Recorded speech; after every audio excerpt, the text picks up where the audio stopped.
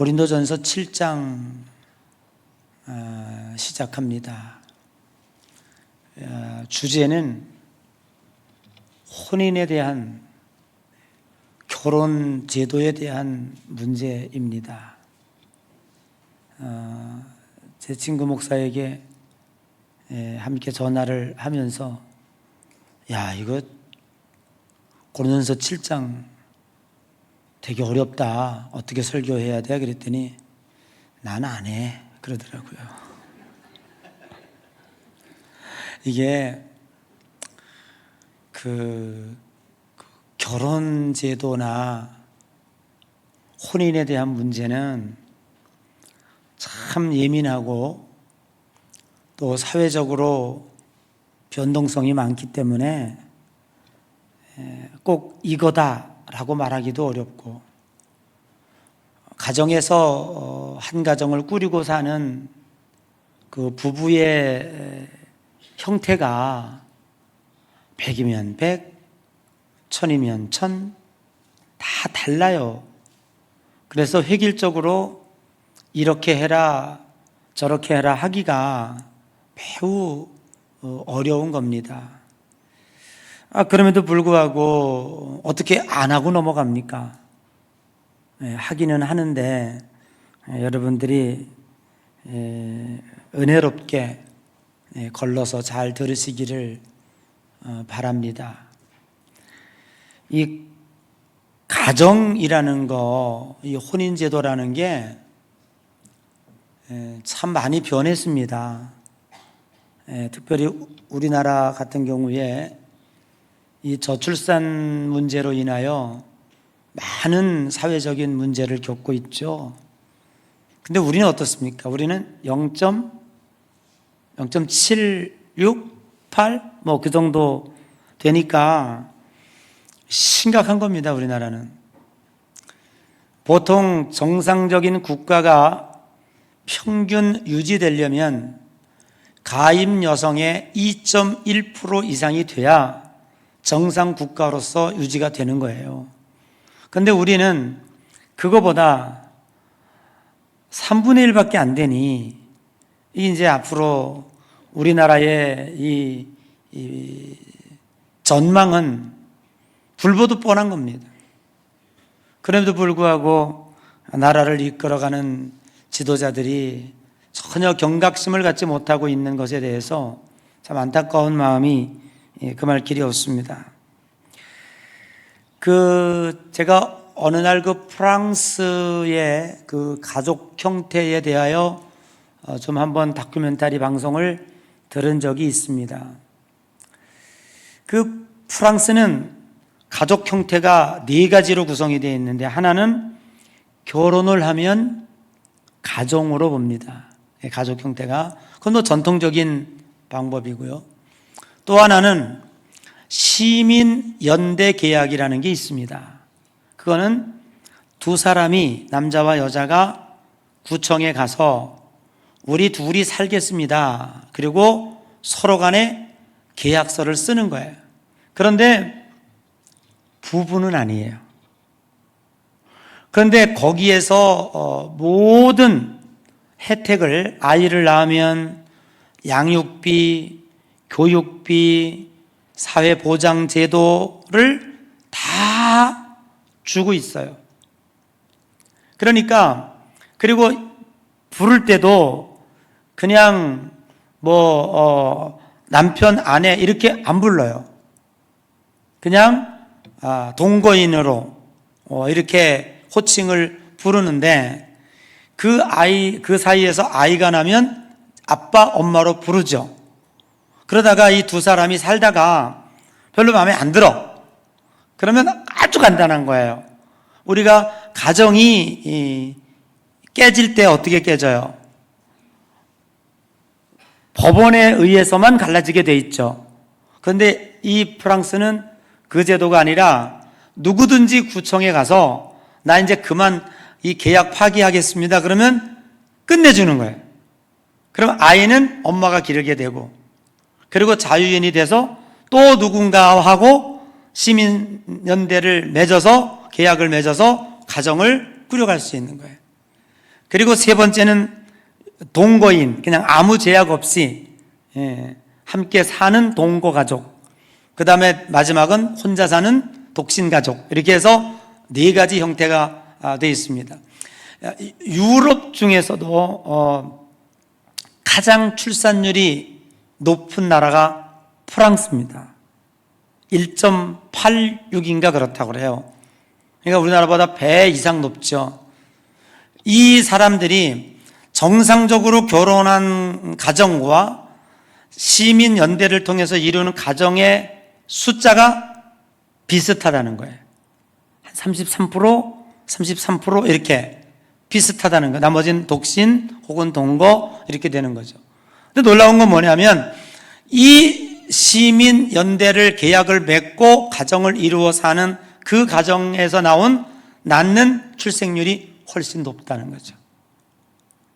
놀랍죠? 그러니까 구태여 이제 가정 그 결혼이라고 하는 형태를 갖추지 않고도 아이를 갖고 싶은 사람들이 많이 있기 때문에 혼외, 결혼 외에서 낳은 아이의 평균이 65% 이상이 된다는 거죠. 그러니까 혼외 자식을 프랑스에서는 철저하게 정상으로 인정을 해주고 있다는 것이죠. 자, 이런 유연성들이 지금 많은 그 저출산 때에 행해지는 가족의 형태일 수밖에 없죠.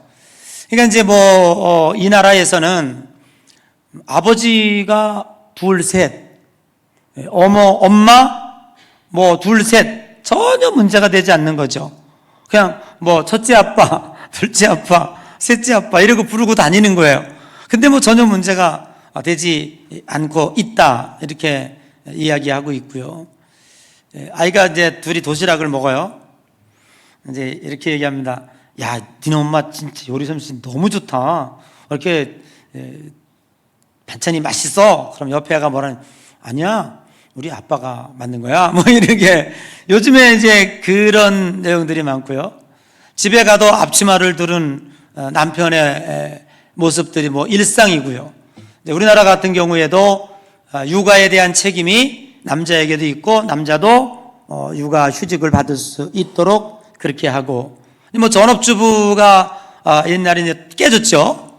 이제 남자도 전업주부 할 수 있고 여성이 밖에 나가 돈을 벌고 안에서 남편이 가정을 돌보는 이러한 그 가정 형태의 변화와 제도들이 현대 사회에서 급속도로 이제 변하고 있다는 거예요.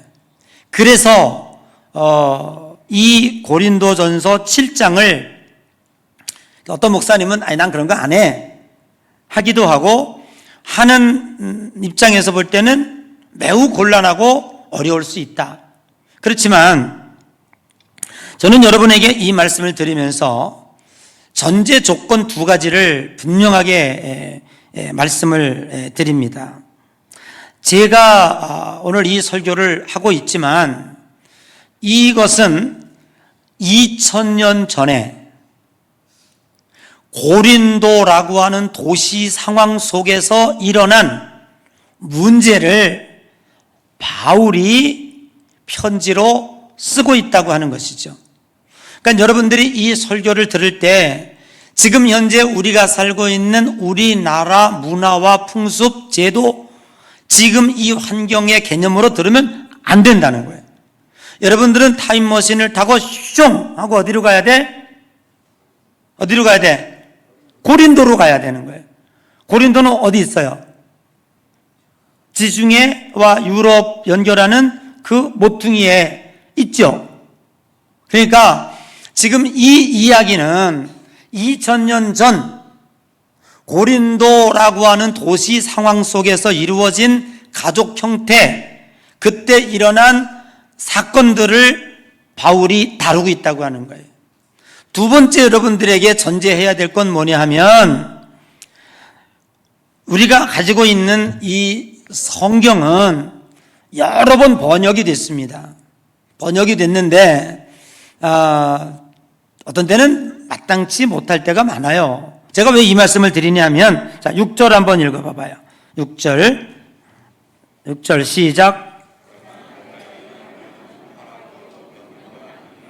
여러분, 바울도 결혼에 대한 문제를 이야기할 때 마음에 부담이 많았던 거예요. 여러분, 성경에 보면 하나님의 말씀이 있습니다. 하나님의 말씀, 그리고 예수님의 말씀이 있습니다. 그리고 또는 선지자들과 사도들의 말이 있습니다. 이거는 구별해서 우리가 잘 읽어야 돼요. 그래서 바울이 뭘 얘기하고 있냐면, 내가 지금 너희들에게 이 결혼제도에서 쓰고 있는 것은 허락이요 명령이 아니다. 근데 이게 좀 느낌이 안 와요. 그래서 개역 성경을 좀 들춰봤더니 뭐라고 써 있냐면, 내가 이 말을 함은 권도요 명령은 아니라 그랬어요. 여러분, 허락이라는 말이 더 느낌이 와요? 권도라는 말이 느낌이 와요? 권도가 훨씬 느낌이. 뭘 허락입니까, 허락이? 왜 권도라는 말은 권면하는 도리라는 얘기잖아요. 그러니까 명령은 아닙니다. 꼭 이렇게 해, 그게 아니라 이렇게 하면 어떻겠니, 저렇게 하면 어떻겠니 라고 권면하는 거라는 거죠.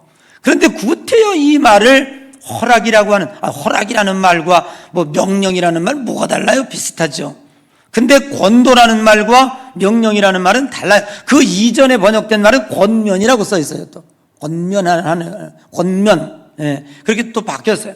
그러니까 어쨌든 간에 바울이 지금 결혼 제도에 대해서 이야기하고 있는 건 뭐냐면, 이렇게 해 라고 하는 원칙을 정하는 것이 아니라 이랬으면 어떻겠냐라고 제안을 하는 거예요.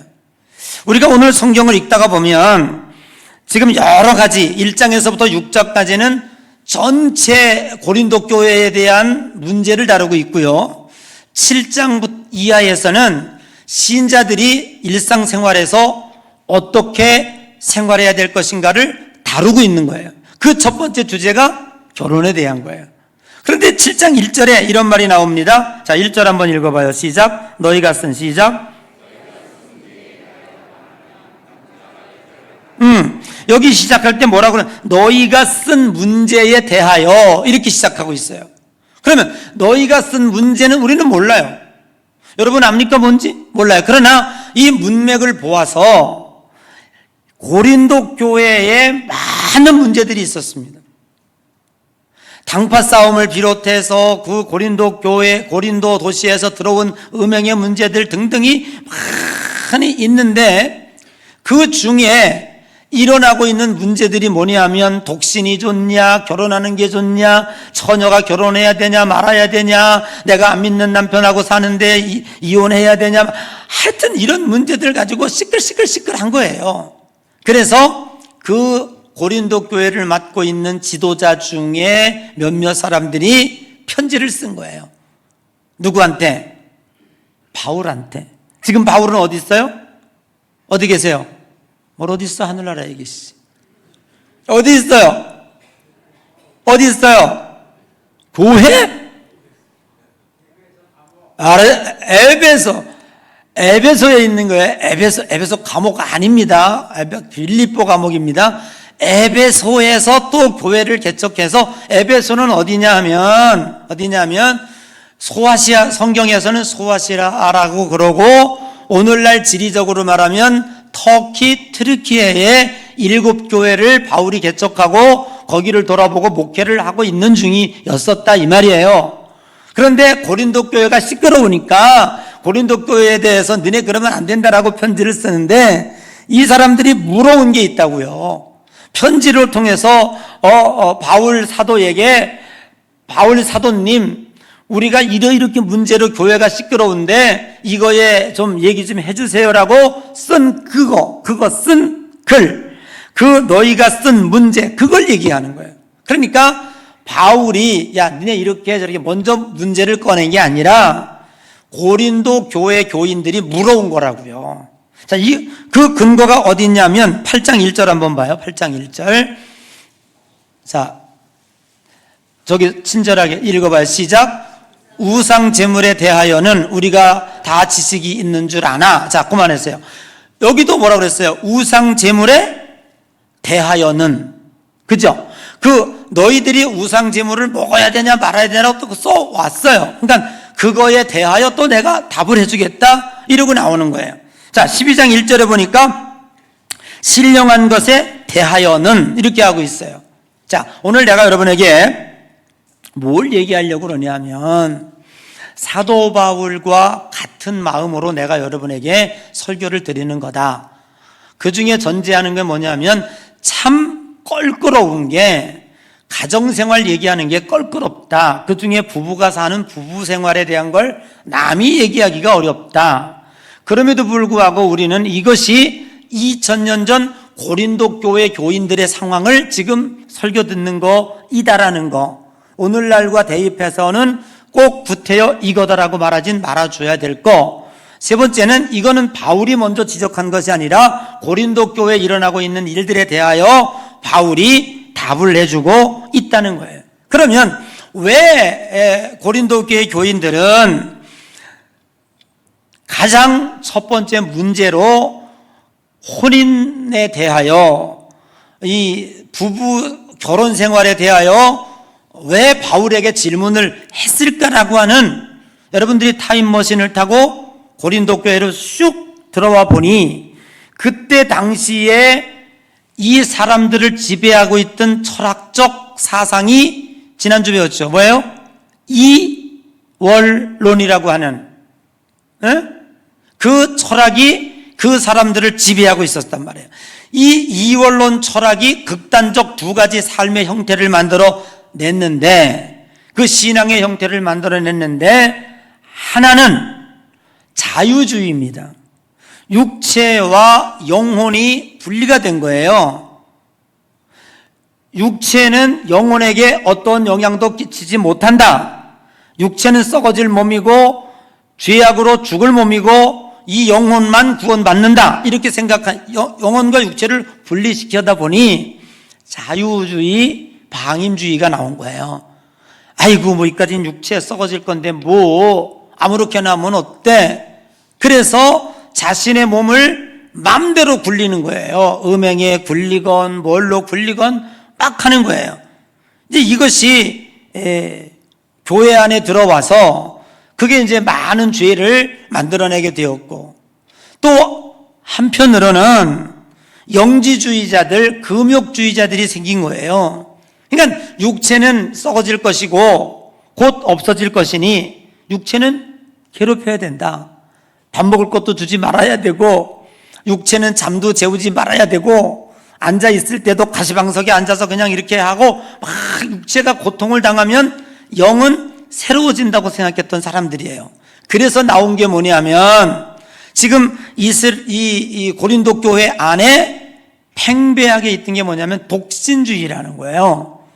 사도 바울 선생도 혼자 사셨으니 우리도 혼자 사는 게 마땅하다. 그래서 결혼하지 말자는 거예요. 근데 그게 결혼만 하지 않는다는 것으로 문제가 되는 게 아니라 교회 안에 문제가 된 게 뭐냐면 독신으로 있는 사람들이 결혼한 사람들을 볼 때 마치 짐승 보듯 했다는 거죠. 그리고 결혼한 사람들보다 독신으로 혼자 사는 사람들이 더 영적으로 우위에 있다, 우월감을 갖고 산다는 거죠. 그래서 너 결혼했구나? 뭐 이런 말투로 빈정거리고 말이죠. 그러면서 혼자 사는 것이 훨씬 더 영적으로 기독교적이고 훌륭하다, 이렇게 생각하고 살았던 거예요. 그런데 바울은 그게 아니라는 거죠. 그게 잘못됐다는 거죠. 그래서 오늘 본문에 의하여 혼인 문제에 대해서 바울이 세 가지를 이야기하고 있습니다. 자, 이것은 제가 아까 설교 전에 분명히 말씀드렸죠. 오늘날 여러분들이, 제가 설교하는 것이 여러분의 가정과 여러분의 개인에게 합당한 생각일 수도 있고, 또 여러분의 생각과 배치가 될 수도 있어요. 그러니까 필요한 것만 취하십시오. 저도 이제는 빠져나갈 길을 좀 만들어야죠. 왜냐하면 내 생각을 이야기하는 게 아니고 2000년 전에 에베소에서 고린도 교회의 상황을 보고 보낸 편지에 근거해서 지금 이야기하는 거일 뿐이지, 요즘같이 급변하는 결혼제도나 급변하는 사회생활을 반영해서 내가 이야기하는 것은 아니다. 그렇지만 오늘 바울이 이야기한 내용의 90%는 기독교적이고 성경적인 것이니 여러분들이 은혜로 받아들였으면 좋겠다, 이렇게 하고 말씀을 전하는 거예요. 자, 세 가지 결혼에 대해서 바울은 언급하고 있는데, 첫째는 결혼은 필요하다는 겁니다. 그래서 그 필요성을 강조하고 있는 것이지요. 그 필요성이 어디에 나옵니까? 2절에 나옵니다. 2절 한번 읽어봐요. 시작.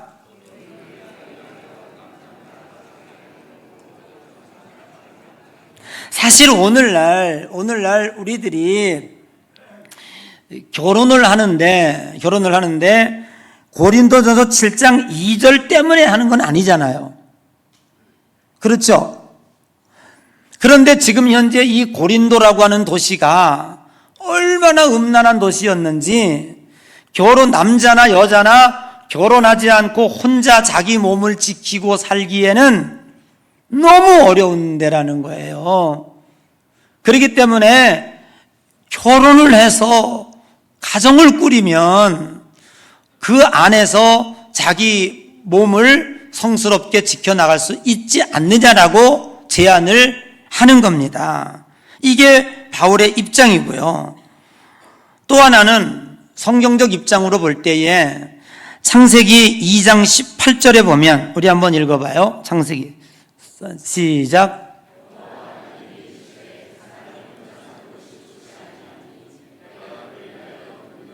네, 성경은 뭘 얘기하고 있냐면, 남자나 여자나 이 세상에서 아무리 성공하고 아무리 훌륭한 자리에 올라갔다 할지라도 성경은요, 그냥 반쪽으로밖에 인정을 안 해요. 여러분, 오해는 하지 말고 들으시라고 제가 분명히 말씀을 드렸습니다. 아무리 성공하고 아무리 높은 자리에 올라가도 성경이 그 사람에게 주는 점수는 0.5점입니다. 성경은 두 사람이, 남자와 여자가 합하여 한 몸을 이룰지니라, 하나와 하나가 합치면 둘이 돼야죠. 근데 성경은 하나라고 말하고 있어요. 그 얘기는 뭐냐 하면, 하나님은 우리들을 만드실 때에 반드시 배필이 필요하도록 만들었어요. 그래서 거기에서 오는 현상이 뭐냐 하면 천생연분이라고 그러죠. 그런데 살다가 보면 다르다고, 왜 이렇게 나하고 다르냐고 이혼을 해요. 그거는 사실을 뒤집어 보면 안 맞는 거예요. 우리는 0.5밖에 안 되기 때문에 나의 모자라는 0.5가 돕는 배필로 완성시키는 것이 결혼이다. 요 얘기를 결혼식 주례에 하면 참 좋을 것 같은데. 그래서 하나님은 어떤 것을 통해서 이루어 가시냐? 창세기 1장 28절에 보면 하나님께서 남자와 여자를 지으시고 생육하고 번성하고 땅에 충만하라 그랬어요. 그러면 이 세상이 번성하고 충만하고 하나님의 뜻을 이루는 유일한 게 뭐냐면 남자와 여자와의 혼합이 결혼이에요. 그러니까 짐승도 마찬가지야. 암수의 결합이에요. 이것을 통해서 하나님의 창조의 질서가 계속해서 유지가 된다는 거죠. 바울은 뭘 얘기하고 있는 거예요? 그걸 얘기하고 있는 거예요. 그렇기 때문에 지금 고린도에서 일어나고 있는, 난 독신으로 살고 너는 결혼했어. 그러니까 결혼한 너보다 내가 영적으로도 거룩해. 난 혼자 살잖아. 너는 에이구 지저분하게 결혼해가지고 맨날 부부 생활이나 하고 그래? 이렇게 하는 일들이 고린도 교회에 일어나고 있는데 이건 정말 성서적이 아니다 라고 이야기하는 거예요. Understand? 이해돼요? 영어가 갑자기 나오니까 눈이 번쩍 뜨시네. 깜짝 놀래가지고.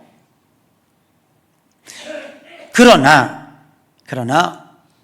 두 번째로 바울이 이야기하고 있는 건 뭐냐면, 어느 위치에 있든지, 즉 독신이면 독신, 결혼이면 결혼, 심지어는 무슨 일이 있냐 하면 이 고린도 교회 안에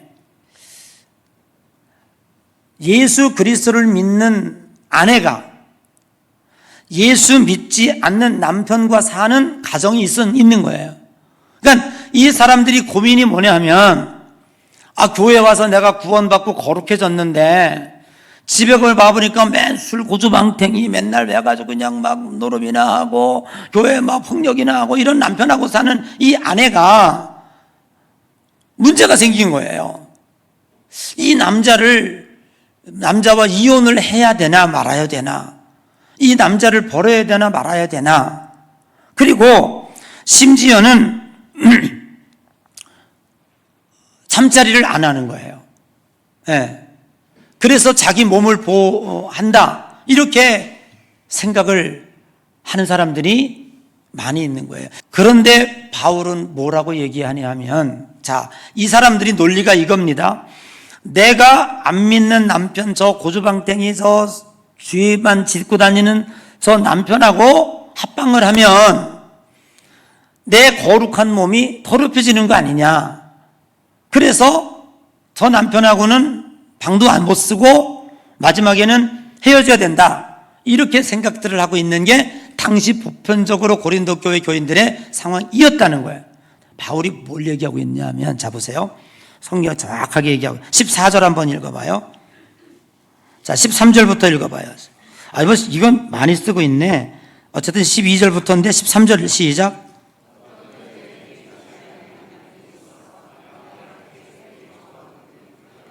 (14절) 시작.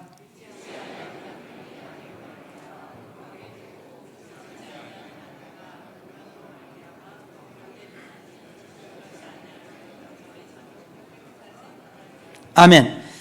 이게 무슨 얘기냐 하면, 생각해 봐봐요. 과학의 원리는 큰 물이 있고 작은 물이 있으면 만류 인력에 의해서 큰 물은 작은 물을 흡수시킵니다. 가만히 보세요. 물을 흘려놓으면 두 물이 점점 가까이 오면 작은 물방울이 큰 물에 흡수돼요. 바울은 뭘 얘기하면, 우리가 예수 그리스도를 믿어서 내 영이 거룩하여지고 하늘의 자녀가 돼서 모든 큰 사람이 됐잖아요. 그죠? 우리가 세상 사람보다 큰 사람이에요. 누가 뭐라고 그래도 영적인 능력 가졌고 영적인 권능을 가졌고 하나님의 자녀가 됐잖아요. 그러면 이렇게 하나님의 능력으로 새로워지고 큰 사람이 됐다면, 거룩이 속과 같이 잤다고 하여 거룩이 속이 되겠냐? 원리적으로 볼 때. 그럼 반대로 거룩이 속과 잤어. 그러면 속이 거룩이 돼야지. 믿어져요? 그래서 우리가 예수 그리스도를 믿는 사람들은 세상과 분리되는 게 아니라 저 세상 속으로 들어가서 거룩한 나의 영이 세상을 변화시키는 능력을 갖는 거예요. 아멘? 적에 두려워가지고 불교처럼 산속에 들어가서 독신으로 혼자 수도하고 사는 게 기독교 원리가 아닌 거라고. 우리는 하늘의 권세를 가졌다고요. 아멘. 내가 이 세상에 하늘과 땅의 권세를 주노니 이 세상에 어떤 환난이나 기근이나 칼도 이것을 끊어낼 수가 없다고 그랬잖아요. 그러니까 이 고린도 교회 교인들이 안 믿는 남자하고 사는 여자, 또 안 믿는 여자하고 사는 남자가 이혼을 지금 고민하고 있는 거예요. 방도 같이 안 쓰고 교회에 문제가 되고 있는 거예요. 그래서 바울이 얘기해, 무슨 말이 되냐 그게. 그리고 또 하나 얘기하고 있는 게 뭐냐면, 16절 시작.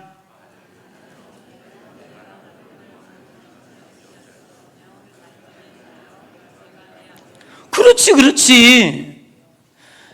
생각해봐라. 네가 지금 버리려고 하는, 네가 지금 잠도 안 자고 저 죄인 취급하고 있는 그 남편이 뭐예요? 잠재적 크리스찬이에요. 너 때문에 구원받을 줄 누가 아냐.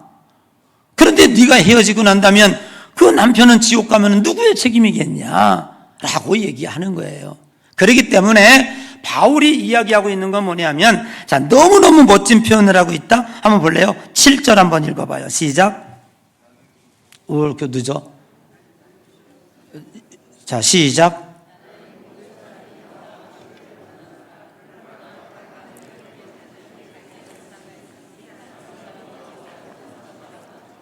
그렇죠. 우리 기독교는 다양성입니다. 이 사람은 이렇고 저 사람은 저러하고, 이 사람은 저러하고, 저 사람은 한번 해봐요. 시작. 이 사람은 이러하고, 저 사람은 저러하고, 이 사람은 이러하고. 절대로 교회의 성도들이 나 같지 않다고 해서 손가락질 한다든지 파벌을 만든다든지 내가 남보다 우월하다고 생각하다든지 이렇게 하면 안 되는 거예요. 각자가 다 훌륭한 거라니까. 누가 만든 거야? 다 하나님의 작품이에요. 아멘. 그러니까 어느 위치에 있든지 오직 누구를 위하여? 주를 위하여. 아멘. 오직 주를 위하여 있는 자리라면 그 자리가 거룩한 자리다라고 이야기하고 있는 거예요. 그러면서 건강한 결혼 생활의 3원칙을 바울은 고린도 교인들에게 권면하고 있습니다. 자, 꼭 그런 건 아니니까 집에 가서 부부싸움에 이론이 되지 아니하시기를, 야 오늘로 성경보다 말 목사님 말씀 못 들었어 뭐 이러면서 내를 파는 자가 있거든. 저한테 와서 일르십시오. 내가 분명히 그러지 말라고 했으니까. 너무너무 결혼 생활이라는 거는 다양하고 각자의 그 형식이 다 달라.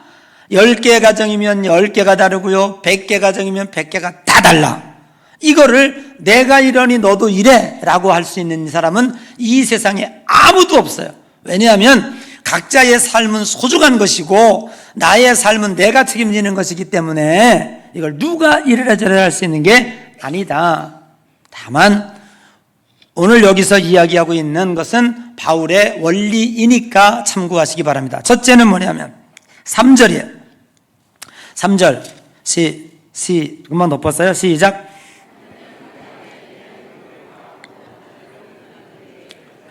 바울은 부부를 뭘로 봤냐 하면, 자, 너 의무를 다해라. 답이 안 오죠. 느낌이 안 오죠. 그래서 제가 원어를 찾아봤어요. 도대체 의무를 다한다는 게 뭐냐 찾아봤더니 그 원어의 뜻이 오페일렌이라고 하는, 저기 써줄게요. 오페일렌이라는 단어예요. 근데 저 단어를 해석했더니 빚, 채무 이렇게 나와요. 그러면 의무를 다하고, 그 다하고라는 말이 아포디도트라고 하는 말인데 이거는 보상한다는 말이야. 내가 너에게 의무를 보상한다. 그러니까 부부는 뭐냐? 남자는 남편은 아내에게, 아내는 남편에게 빚을 진 거예요. 빚. 그러니까 결혼 예식은 뭐야? 빚 갚으려고 하는 거야. 난 너에게 빚을 졌어 라고 생각하는 거예요. 그러니까 빚 갚는 자가 큰 소리 칠 수 있어요? 없죠. 그러니까 상대방에게 남편은 남편대로, 그러니까 어떤 이는 생계의 의무, 어떤 이는 가정평화의 의무, 어떤 이는 평강의 의무, 어떤 이는 배려와 친절의 의무를 다 지니고 있는 거예요. 그러니까 남편이라고 해서 아내에게 큰 소리 치고 그러면 그거는 빚 갚는 자세가 아닌 거예요. 의무를 행하는 자세가 아니라는 거죠. 그러니까 오늘 우리들은, 바울은 의무를 다하라. 서로 간에 의무를 지니고 있다. 빚을 졌다. 그 빚을 갚아라. 그런 얘기고요. 자, 그 다음에 4절 한번 읽어봐요. 시작.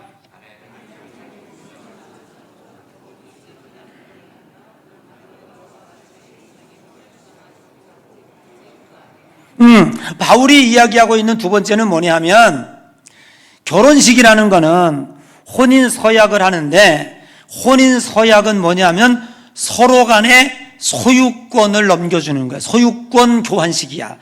자, 이 집이 누구 이름으로 돼 있다? 땡땡땡 이름으로 돼 있어. 그럼 이 집은 누구 거야? 땡땡땡 거야. 자, 여러분들이 뭘 사면 소유권 이전을 해줘요. 그때부터 내게 되는 거예요. 그러니까 여러분들이 결혼식은 뭐냐면 사법서사에 가서 나 김종현을 땡땡땡에게 소유권을 넘기는 일이 그거야. 그게 결혼식이라는 거죠. 그래서 제가 여러분에게 조심스럽게 들으라는 얘기가 뭐냐면 이거는 2000년 전에 고린도 교회에게 얘기한 거예요. 지금은 가족 형태가 수없이 우리나라도 지금 너무너무 많이 바뀌고 있죠. 요즘에 젊은 애들은 동거해서 동거 형태를 이루고 있는 방면이 있고, 프랑스 같은 사회 시민연대를 통해서 할 수도 있고, 또 여러분 같이 살고 있지만 요즘에 또 난 졸업원 들어봐서 또 졸혼은 또 졸혼이니 뭐니 이런 가지 형태를 가지고 가족 형태를 이루고 있기 때문에 이거는 권도요 권면일 뿐이지 명령은 아니다라고 하는 바울의 말을 염두에 두고 들으시라 그 말이에요. 이해되시겠죠? 이것 때문에 전혀 오해나 또 어떤 빌미가 되지 아니하시기를 바랍니다. 그러니까 이 결혼에는 서로 간에 소유권을 넘겨주는 그러한 의미인데, 이때 당시에 배경이 좀 심각했죠. 고린도 당시에 처녀가 결혼을 할 때 두 가지 지참을 했다래요. 참 여성들이 그 권위가 너무 없었어요. 이때 당시만 해도. 첫째는 뭐냐면, 첫째 지참이 돈을 가지고 와야 돼. 아니, 시집 오는데 어느 나라는 남자가 돈을 주고 가져다 한다는데, 이 고린도는 되게 웃겼어. 여자가 시집 올 때 지참금을 가지고 와야 돼. 그리고 두 번째는 뭐냐면 처녀성을 가지고 와야 돼. 이게 참 진짜 가혹한 거잖아요. 그렇지 않으면 쫓겨나는 거예요. 쫓겨나는 거예요. 이런 결혼 제도에서 바울은 이걸 뒤집어 버리는 거예요. 무슨 소리냐? 남편은 아내에게 의무를 주고 서로 소유권을 교환해야지 왜 여자만 이렇게 하냐라고 지금 반박을 하는 거예요. 그래서 그걸 이해하게 되면 지금 사도 바울이 얼마나 여성의 인권에 대하여 지금 생각하고 있는지를 우리는 깊이 생각할 수 있다는 얘기, 이해되시겠죠? 네.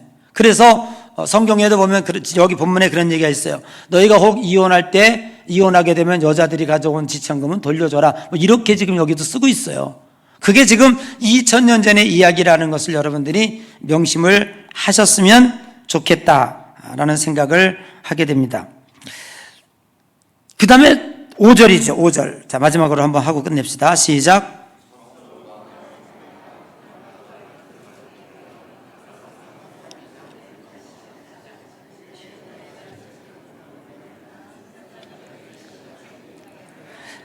자, 이게 뭐냐 하면 아까 말씀드린 것처럼 지금 혹시 분방하시는 분들 찔리죠?